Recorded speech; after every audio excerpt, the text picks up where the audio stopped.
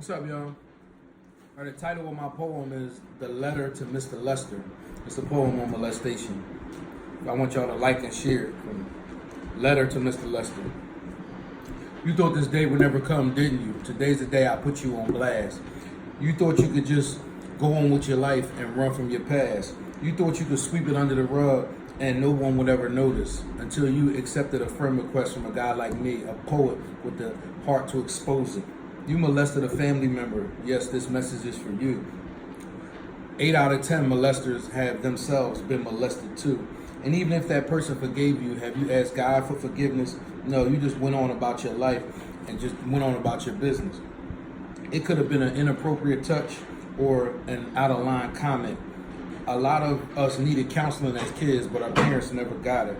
And some of our parents knew something wasn't right, but they tried to mask it. They were either embarrassed or they were too busy lugging around their own baggage.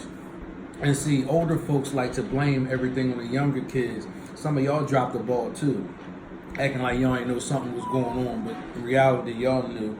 But see, the older folks, don't nobody be checking you because you up there in age and they don't want to feel like they're disrespecting you.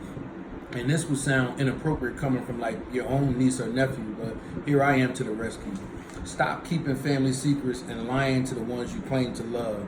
Remember what was once swept under the rug remains under the rug. Then you got a nerve to wonder why this generation is so angry and got so much aggression. That's because y'all allowed the young kids to sit around the table full of adults rolling up and sipping adult beverages. Just when you thought the kids wasn't listening, they was. But you wasn't paying no attention because you was too busy trying to get a buzz.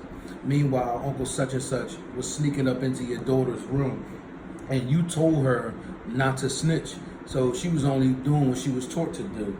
No matter how long ago it was, you could never change what happened that night. And eventually, everything that's in the dark comes to the light. Don't be trusting your kids around everybody. And this goes for family too. And stop bringing men around your kids that you know not gonna marry you. Stop letting your kids have sleepovers and company unsupervised. Then when something happened, you be walking around like you surprised.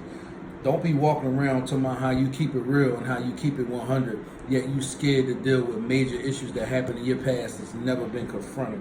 Some of y'all are sex offenders, but y'all just ain't registered. And your child's first sexual encounter was non-consensual because you didn't protect her. Some gays and lesbians are that way because their innocence was taken. You'd be surprised what a pedophile will do when they think nobody's looking. Instead of trying to make your kids best dressed in school, you know, the Joneses you trying to keep up with, sit them down, talk to them, and show them what an inappropriate touch is. Keep an eye on your kids. Don't be distracted by the dumb shit. Molestation happens all the time, every day. It's just rarely confronted. Letter to Mr. Lester.